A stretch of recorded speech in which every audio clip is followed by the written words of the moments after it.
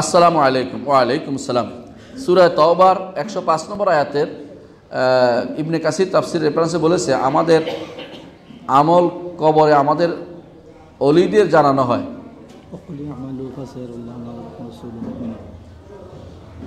ওয়াসাতুরাদ্দুনা ইলা আলিমিল গায়বি ওয়াশ শাহাদাতি ফায়ুনাব্বিউকুম বিমা কুনতুম তা'মালুন। তখন তারা আল্লাহর কাছে দোয়া করেন, বক্তব্যটির সত্যতা জানতে চাই, জাযাকাল্লাহ। আমার কাছে এই হাদিসটির সত্যতা আমার কাছে প্রমাণিত হয় নাই।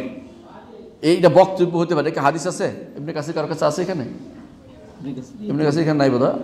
হ্যাঁ, আমার মোবাইলে আছে, দেখে বের করতে হবে। কিন্তু আমার কাছে মনে হচ্ছে কথা ঠিক নয়, মনে রাখবেন।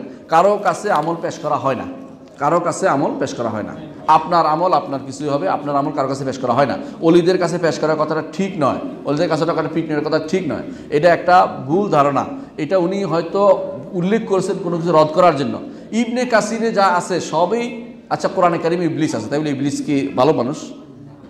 কোরআন ইবনে কাসির উল্লেখ করছে কোনো বর্ণনাকে রদ করার জন্য, এটার অর্থ শুদ্ধ শুদ্ধ বর্ণনার জন্য। আপনি খুশি হয়ে বলে দিলেন যে ইবনে কাসির আছে। এরকম মানুষে করে বেশিরভাগ সময়। ওই কিতাবে আছে, বলে যে মোল্লা আলী কারি তার মওযুআতে কুবরার মধ্যে লিখছে, তাই বলে কি এটা গ্রহণযোগ্য হবে নাকি? সুতরাং আমাদের আমল কারো কাছে পেশ করা হয় না। আমাদের আমল শুধুমাত্র আমাদের জন্য সংরক্ষিত করে রাখা হয়, এটাই বিশুদ্ধ কথা। হ্যাঁ, আল্লাহর কাছে পেশ করা হয়, আল্লাহর কাছে তো পেশ করা হয়। আমাদের আমল মানে বনি আদমের কারোর কাছে পেশ করা হয় না। কেউ কেউ মনে করে থাকেন রাসূলুল্লাহ সাল্লাল্লাহু আলাইহি ওয়াসাল্লামের কাছে পেশ করা, এই হাদিসটা দুর্বল, এই হাদিসটা দুর্বল। মনে করার সোমবার এবং বৃহস্পতি আর রসুলের কাছে পেশ করা, আর রসুল সেগুলি যদি ভালো হয় তিনি খুশি হন, খারাপ হলে ইস্তেগফার করেন, এটা মিথ্যা কথা, এটা সত্য নয়, এটাও সত্য নয়। এই হাদিসগুলো সত্য নয়, এগুলো বানোয়াট হাদিস।